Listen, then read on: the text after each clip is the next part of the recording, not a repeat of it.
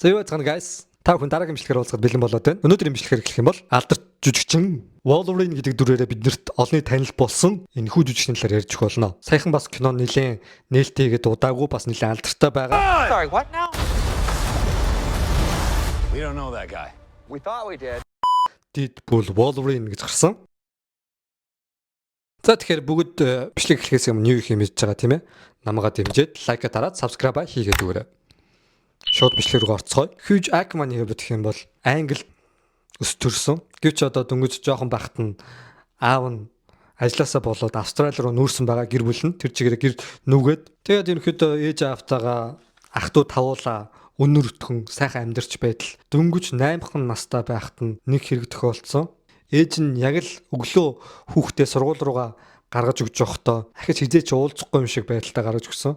Тэр үед Hugh Jackman-ы хувьд ээж яагаад тийм сонирн байгаад байгаа юм болоо. Яг жоохон хүүхдийн жоохон зүүн совинстаад ахиж уулзахгүй болчих үедээ гэсэн тийм зүүн совин татсан байгаа. Тэрнсэн яг онсон. Тэгэд яг л худлаа үстэй гэж хэлмээр сургуулаа таарчаад буцаад ирсэн чинь ээж нь огт бүр байхгүй болцсон. Тэг яагаад байхгүй болсон шалтгаан гэх юм бол 5-5 хүүхэд өсгсөн. Тэгээ дээрэс нь тухайн үед ээжийнх нь хувьд гэх юм бол дөнгөж хүүхэд төрүүлээд удаагүй эмэгтэй хүний тэр трама тэр зовлон шаналл хэцүү зүйлээсээ болоод стрессцээр байгаад тэгээд эцсийн сүлд хүүхдээ орхиж явах шийдвэр гаргасан. Дахиж хизээч ирээгүй. Гэвч аавынх нь хувьд гэх юм бол католик шаш байсан болохоор хүүхдүүдтэйгээ цуг ээж нь буцаад ирнэ гэж итгээд залбирдаг байсан байгаа. Залбирдаг байсан ч гэсэн өдөр болгон залбирсан ч ээж нь хизээч ирээгүй. Гэхдээ Hugh Jackman-ы хувьд бүр дараа нод усныхон дараа нэгэн телевизэд өгсөн ярилцлаган дээр юу гэж хэлж байсан бэхэр надад гайхалтай ээж байсан гэж хэлсэн. Тэг яасан бэхэр lunchbox буюу одоо японоор бол бенто тэр хоолных нь хайрцагт хоолыг хийж өгч явуулахдаа дотор нь одоо дуртай тэр алим тэгээ дээрэс нь хамт жуус мүстэй жигнэг бүгд нь ингээд цуг бэлт хийгээ явуулдаг гэж байгаа. Энэ нь болохоор ээжээс нь илүү үргийг гүйцэтгэсэн аавынхаа талаар энэ ярьж исэн. Үнэхээр хүүхдүүдээ хайраар дутахгүй өсгсөн аав нь. Тэгээд Hugh Jackman-ы хувьд ч гэсэн бол ээжийн хайраар дутаагүй өсөөд ахлах сургуулаа төгсөөд биеийн тамирын багш болсон байгаа. Биеийн тамирын багш болсон ч дөнгөж 19 настай залуу биеийн тамирын багш болсон ч ахлах сургуулийн 17-18 та бараг өөрөөс нь ганц хоёр дүү хүүхдүүд заах болсон ч нөгөө хэд нь үгийн сонсч монсохгүй жоохон тиймэрхүү өмүүлээ тийм байсан. Тэгээ нэг жил орчим багшлсныхаа дараагаар Hugh Jackman-ы хувьд Австралийн бас нэг их сургууль сурах гэж шийдээд шууд ажиллаа болоод яваад гисэн. Тэгээд тэр үед Австралийн их сургууль жүжигчний мэргэжлэр биш заяа. Бүр сэтгүүлчийн мэргэжлэр сурахаар болсон. Тэгээд сэтгүүлчийн мэргэжлэр сурыг би яг сэтгүүлч болъё гэж зорьцоо явж исэн чинь амьдрал гэдэг айгуу сонио. Яг нэгэн сонголтоос болоод амьдрал тэр чигээр өөрчлөгддөг. Яг тийм зүйл болсон. Hugh Jackman-ы хувьд гэх юм бол их сургуулаа хурдан дүрхчихье гэж бодоод яаж кредит цагаа хурдан судлах уу гэж бодож явж байгаад энэ жүжигчний анги байт юм биш шүү дээ. Ийшээ орчих юм бол би энэ кредит цагаа хурдан аваад их сургуулаа хурдан төгсөх боломжтой байна гэж бодсон. Гэвч жүжигчний ангид орсноос хойш амьдрал нь оронгоор өөрчлөгдөд жүжиглэх авьяастай гэдгээ тэр үед нээгээд дээрэс нь 3 жил сурсан байгаа. Тэгээ 3 жил сурж явах жүжигчний авьяасаа нээгээд Hugh Jackman-ы хувьд гэх юм бол их сургуультай хамгийн одоо алдартай авьяастай гэдгээр танигдчихсан. Тэр ч байтугай яг дөнгөж тэр их сургуульд байхад нь бүр Австралийн телевизэн драмын хэсгээс манай драм тоглохгүй мө гэдэг санал ирсэн. Гэвч Hugh Jackman тэр саналыг шууд татгалцсан. Би одоохондоо жүжигчин болох болоогүй байна. Цаашдаа бүр илүү сурах зүйл байна гэд үргэлжлүүлээд 2 жил бас нэмж бүр магистраар суралцсан байгаа. Тэгтэл Hugh Jackman-ы хувьд толгойд нэг хэцүү бодол байсан.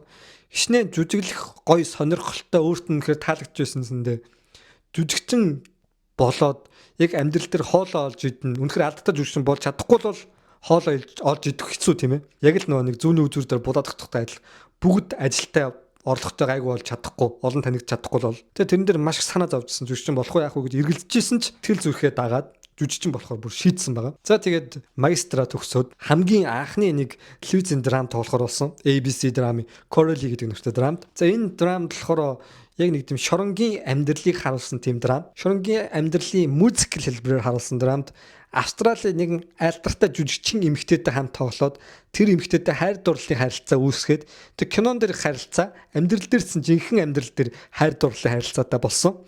Тэр эмэгтэй гэдэг нь Австралийн баг тухайн үедээ номер 1 гэж хэлэхээр тийм алдартай эмэгтэй жүжигчин байсан байгаа байхгүй. Тэр эмэгтэй жүжигчинтэй хайр дурлалын харилцаатай болоод кино дууссаны дараа аль бие усаар Хүү Жакманаас үерхэх санал тавиад тэг үерхэд ердөө 1 жил болсны дараа гэрлэх санал тавиад гэрлэхээр болсон байгаа. Гэрэлтэй бат 1996 оны 6 сард гэрэлтэй батлуулсан. За тэгээ гэрэлтэй батлуулаад тухайн үед Хүү Жакманы хувьд гэх юм бол шинэхэн жүжигчийг хийж мэдэхгүй. Гэхдээ тэр эхнэрийнх нь хувьд гэх юм бол Австрали даяар бол маш сайн мэдэх тийм алдартай жүжигчин байсан. Гэхдээ Хүү Жакмантай гэрснийхэн дараагаар нөхрөө ер нь бол дэмжигээд жүжигчнийхээ мэргэжил бүр жүжигчнийхээ ажлаа түр ингээ хойшин тавиад нөхрөө дэмжих байдлаар эхнэр нь явсан. За тэгэж явж байгаа Хүү Жакманы хувьд дараагийн тоглосон дүр нь бид бүхний сайн мэдэх Walt Disney-гийн одоо Аратан баг гов зөвслөнгийн дүрийн одоо Gaston гэдэг дүр кинон дэр биш яг аль бие усны тийм жүжигт тоглосон байгаа. Мельбурнд, Австралийн. Тэрний дараагаар болохоор Sunset Bowland гэдэг нэртэй бас нэг мюзикл тоглоод. Тэгээд 30-тай болох үед нь болохоор Oklahoma гэдэг нэртэй бас нэгэн алдартай жүжиг байсан. Тэрний яг кинон аль бие усаар гарахаар болоод тэр кинон тоглоод тэр кино нэлээд бас амжилттай болоод дэлхийд даяар зөвхөн Австрали биш дэлхийд даяар танилж эхэлсэн. За тэгэж явж байгаад 2000 онд яг Хүү Жакманы амьдралыг өөрчлөх нэг кино санал ирсэн. Энэ бол алдарт Wolverine байгаа. Wolverine-ийн талаар ярих юм бол тухайн үед Marvel одоогийн энэ гайхалтай Marvel team од болоогүй. Ерөөсө Marvel-ийн нэг хэсэг нэг хідэн жоохон сонь видео кинонд байдаг. Тэр нь болохоор эсрэгээрээ хөгжөөнтэй ч юм уу хүмүүсийг нэг тэнэгтүүлээд байгаа юм шиг team нэг сонь одоо видеонд байдаг байсан.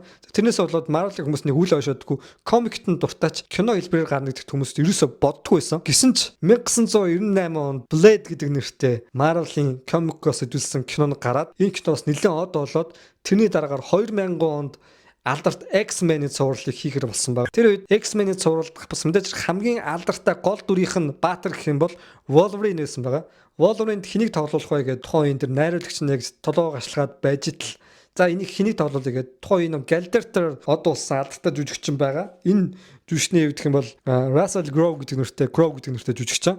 Энэ жүжигчин яг Gladiator-ыг дөнгөж тоглож дуусаад удаагүй байсан их ядаргалтай байсан учраас Wolverine-ийн саналыг аваад уншиж үзээд юу вэ гарнаас нь ингэж нөө төмөр юм гачирд юм уу ийм нэг хүүхдийн юм шиг дүр би тохирохгүй гэж бодоод эргэлцээр хагаад татгалцсан. Татгалсны дараагаар өөртөө нь адилхан Австрали гаралтай жүжигчин Хүү Жакманыг найруулагч нь санал болгосон байна. Гэвч найруулагч нь юу вэ энэ жүжигчин чинь нэг одоо болоогүй хүмүүс сайн мэдхгүй дээрээс нь дандаа мюзикл тоглолт юм шүү дээ. Wolverine дүр тохирохгүй гэдээ татгалцсан байгаа. Тэгээд найруулагчийн хувьд гэх юм бол Dougray Scott гэдэг нэртэй тухайн үед бас нэлээд од болж исэн жүжигчнийг яг Wolverine дүр тоглуулъя гэж бодож исэн ч тэр жүжигчнийх нь хувьд гэх юм бол тухайн үед яг Mission Impossible-ийн бид нар Tom Cruise-ийн кино мэдж штэ тий. Тэр кинонд эсрэг дүрийнх нь дүр тоглож исэн. Тэр зураг авалтаас болоод кинонд тоглож амжихаа болсон. Тэгээд за гол дүрийн жүжигчин байхгүй болцлоо гэдээ найруулагч нь жоохон сандарж агаад нэрээ тийм штэ. Нөгөө нэг Австрали жүжигчин танилцуулсан мюзикл дүр тоглодог Хүү Жакман гэдэг залуу байгаа штэ.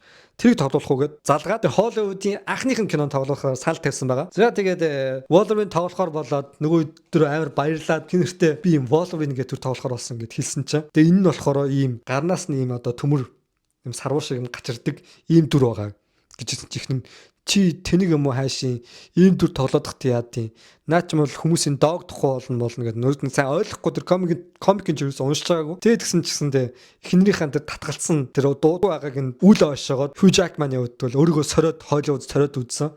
Тэгээд Wolverine дүрийг сайн мэдчихгүй тэр комикийг уншиж байгаагүй болохоор Wolverine гэх тэнгууд яг нэг чоны тийм дүрийг санаанд ороод тэгээд угаасаа чоноос ингэж нэг чонтой адилхан гэдэг утгаар Wolverine гэдэг нэртэй. Тэгээд чоннуудын тийм баримт киног үзээд чон ер нь ингээд нэг банк доош хараад ингэж явахтаа ингэж алхахтаа ингэ доош хараад ингэ алхаад тийм ээ л да. Тэгээ тэрнээс болоод зураг авалт хийж явахдаа ингэ банк доош хараад юм ээ л да. Тэнгүүд найруулагч нь чи жоо айгу эвтэхнэр уурлахгүйгээр айгу эвтэхнэр ингэ банк ингэ доош харахаа болоо газар шитгэе болоо ингэ камер руугаа ингэ сайн хараа ингэ жүжиглэлтэй ингэ хийгээд яваа гэж хэлсэн чи Хүү Жакманы явах юм бол тэргээс ойлгохгүй би ингээд нэг баримт кино үзсэн тэр үед чонны талаар сайн судалсан болсон ингүүл яг кино бүрэл гоё болж магадгүй найруулагтай хэлсэн чи найруулагч нааша өрөөд иргээд хоёул тустай өрөөнд орж уулзаад Wolverine бол чон биш энэ бол хүн чи хүний дүрийг бүтээж байгаа чонын дүрийг бүтээсэн юм байхгүй гэж хэлээд Хүү Жакманы хувьд бол тухайн үед маш хитсэн юм байлээ энэ дүрийн талаар сайн судлаагүй юм байна би юу ч мэдэхгүй юм байна гэж ойлгоод тэрний дараагаар Холливуудын анхны кино бол тэр англи Австралийн кинонуудаас шал өөр юм байна. Амархан биш юм байна гэж ойлгоод тэг маш одоо дүрийн талаар сандарсалтай байсан нь судлаад хичээгээд явсан байгаа. Тэгээд явж байгаа эхний сар нэлээд хэцүү өнгөрөөд тэгсэн ч Wolverine-ийн үед маш хичээгээд тэр ч утгаа жүжигт одоо тэр дүрдээ бүр орохын тулд гандаа ингээд нэг сарваагаад кинонд тоглохдоо ингээд зүүдэг сарваагаа ингээд зүүгээд яг жирийн одоо гэрте байж захтаа хүртэл Wolverine-ийн тэр логоны дүрд орох гэж ингэж хичээсэн байгаа байхгүй. Тэрнээсээ болоод гэртээ байхдаа одоо саруугаараа юм цохиж хагалах ч юм уу тий. Тэгээ дээрээс нь хитрхи ингээд нэг нөр хөвөрлөн ийм одоо нэг ууртай юм шиг юм нөр хөвөрлөлтэй логоны дүр бол дээрээс нь нэг үг ярьдаггүй хөвчлэн ингээд нэг өөрийнхөө нөр хувиргалт тэр нэг сэтгэл хөдлөлөө харуулж байгаа нөр хувиргалтаараа жүжигийг үзүүлж явдаг маш хэцүү дүр байгаа. Тэгээ энийг хийх гэж нэлийн одоо тэр дүрдээ орох гэж нэлийн хичээсэн. Тэгээ тэрнээс амжилттай болж альбом ёсоор Wolverine-ийн дүрд орж чадсан байгаа. Тэгээ тухайн үед 2000 онд гарсан X-Men цуврал маань нэлээд од болсон. Нэлээд ашиг орлого олсон. Тэгээ тэрний дараагаар амжилттай явсны дараагаар гайхамшигт дүр буюу Fantastic Four, тэгээ тухайн үеийн Hulk, тэгээ дээрээс нь Daredevil гэдэг ч юм уу тий. Энэ кинонууд араасаа ингээ Marvel-ийн цувралууд гарч гэлсэн байгаа. Тэгэж явж байгаад 2008 онд алдарт Iron Man гараад тэгэл Avengers-ийн одоо Captain America гэл бүх цувралууд ингээд явсан. За тэгээд Wolverine-ийн хувьд гэх юм бол юу нэг гайхалтай байгаа юм бэ гэхээр бүхэл бүтэн 18 жил тасралтгүй Wolverine-ийн бэлэг тэмдэг болсон ганцхан жүжигчин л энэ Wolverine дүрийг гаргасан. Тэр ч байтугай комик дээр 160 см өндөртэй дүрийг 190 см дүр болгоод анх тоглож байхад найруулагч нь тэр нэг комик дээр намхан байсан учраас жоохон намхан болгож харагдуулах гэж камера ингэж нэг яг бүтэн биеийг оруулахгүйгээр авч маваа тэгжсэн ч ус мүсийн яг комиктэй адилхан болгох гэж хичээсэн ч Hugh Jackman өөрөө Wolverine юм байна гэдэг яванда тэр дүрд хүмүүс татагдаад тэр дүрийг Wolverine гэдгээр харж гисэн. Hugh Jackman-ыг Wolverine буюу яг жинхэнэ Wolverine юм байна гэдгээр харж эхэлсэн. Тэр комикийн дүрээр биш. Тэгээ яванда комикийн дүр биш Hugh Jackman гэдэг тэр хүн жинхэнэ Wolverine болж эхэлсэн бохоггүй. Wolverine яг бэлэг тэмдэг болж эхэлсэн. Тэгээ Wolverine дээр ус мүсийн нэг янз бүр болохгүйгээр яг тэр байгаар нь байлгуул илүү хүмүүс таалагдах юм байна гэд Wolverine дүр маш их одоо X-Men-ийн бэлэг тэмдэг болж явсан. Жишээ нь Spider-Man-ээс гэх юм бол 3 удаа жүжигчин солигдсон тийм үстэй. Бид нар мэдэн шүү дээ. Тэгтэл Wolverine-ийн хувьд гэх юм бол энэ олон жилийн түүхэнд одоо 55 настай жүжигчин ганц ч удаа өөр хүн тоглоогүй Wolverine-ийн дүр одоо хүртэл Deadpool Wolverine гэдэг 2024 онд гарсан энэ кинонд тоглосон байгаа.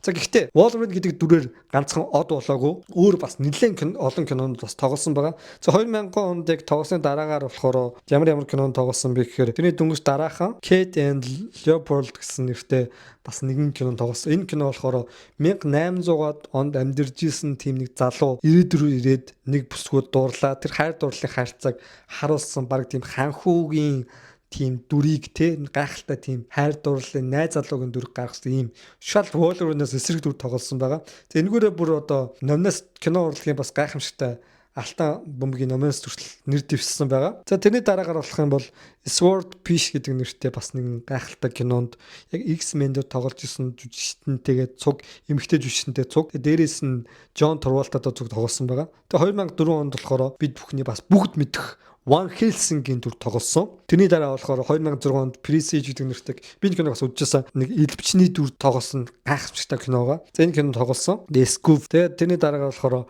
Австралия гэдэг кинонд Nicole Kidman-тай хамт бас нэг хайр дурлалын тийм киног тоглосон. 2011 онд Real Steel гэдэг нэртэй өмнө боксч байж байгаа дараа нь тэр нэг Roft-ийн тэр тэмцээнд ороод тэр Roft-ийн тэмцээнд ингээ боксшигаа юугаар ингээ юуж байгаа тэр Roft-тай кино дээ шүү дээ Real Steel бүгд үзчихсэн бах би бас үзчихсэн энэ кинонд ингээ хүүтэйгээ цуг ингээ тэмцээнд ордог энэ кинонд тоглосон. За тэгээд анх мюзиклаар их гарч исэн жүжигчин байсан учраас өөрт нь 2012 онд бас нэгэн гайхалтай кинонд тоглох санал орлоо. Энэ Les Miserables гэсэн нэртэй бас нэлээд алдартай мюзикл киногоо. Энэ кинонд тоглоод 7 кг хасаад. Тэгээ энэ киноны юугаар Golden Globe-ийн шагналыг хүртэл хүртсэн байгаа байхгүй юу? Тэрний дараагаар 2017 онд Great Showman гэдэг киног бас нэлээд олон хүмүүс үзсэн байх. Энэ кинонд миний бас хамгийн дуртай кинонууд нэг бас мюзикл кино. Энэ кинонд бас нэлээд од болсон байгаа. За тэгсэн чи 2017 онд бас нэгэн кино Logan гэдэг кино. Wolverine-ийн төгсгөл болсон Logan-д хөгшин Logan-ы дүрийг бүтээж Wolverine-ийг аль биесээр төгсгсөн. Гэсэн ч Wolverine төгссөн ч амьдрал нь дуусаагүй 2024 онд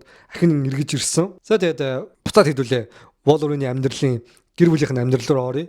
Эхнэр хүүхэдтэйгээ 1996 онд гэрэлсэн. Өөрөөс нь 11 насаар ихч эмэгтэй жүжигчнтэйгээ одоо хүртэл амьдарч байгаа салаагүй хоёр хүүхэдтэй хүү охинтой.